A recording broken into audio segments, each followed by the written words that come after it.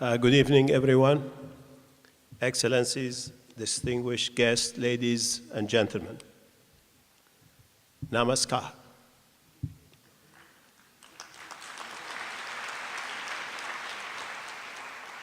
It is with great pleasure that I join all of you today in celebration of International Yoga Day.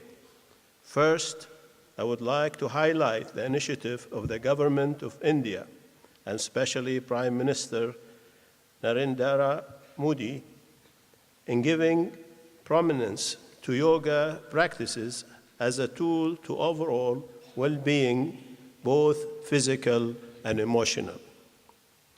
I am also delighted the United Nations Alliance of Civilizations has found valuable partners in both the Global Citizenship Forum and Universal Peace Federation.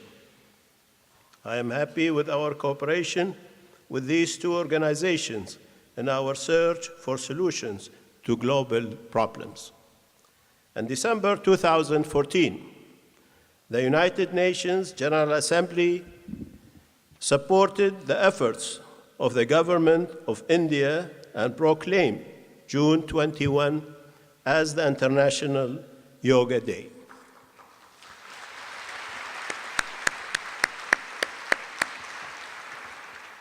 In doing so, the General Assembly recognized the universal benefits of this timeless practice and its inherent compatibility with the principles and values of the United Nations. In fact, global health is a long-term developmental objective, which requires closer international cooperation through the exchange of best practices aimed at building better individual lifestyles, which are devoid of excesses of all kinds.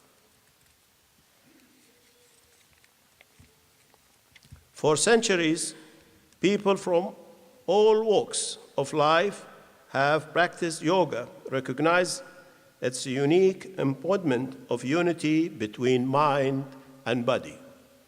The necessity to pursue a multilateral agenda of peace through sports and other forms of human expressions remain one of the prime fields of action of the United Nations Alliance of Civilizations. With that in mind, I was very keen in including music, sport, art as a complementary component on the agenda of the meetings of the Alliance Group of Friends. All these are universal languages.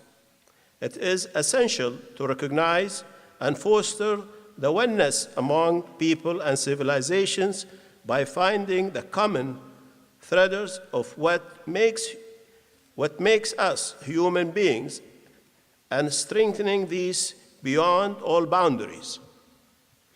We would like to see a world where the unity of mankind can be celebrated, while discrimination and extremism come to an end, where cultures and religions are brought together in friendship and understanding. I strongly believe in the power of yoga to contribute to the now pressing post-2015 Sustainable Development Agenda.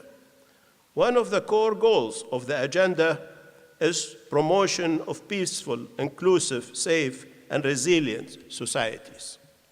This confidence was reinforced earlier today when hundreds of men and women from diverse religious and cultural backgrounds gathered to advocate the universal values of yoga here in New York, in Times Square, and even earlier in the day during the celebration of the International Yoga Day at the United Nations headquarters, which demonstrate how yoga can bring communities together in an inclusive manner that generate respects. The experience emphasized key role yoga can play in bridging the cultural and religious gaps among people. The spiritual experience reached through this practice, regardless of one's religious denomination, can lead to promoting harmony and peace at all levels of societies, and thus help advancing safe and peaceful societies that embrace diversity.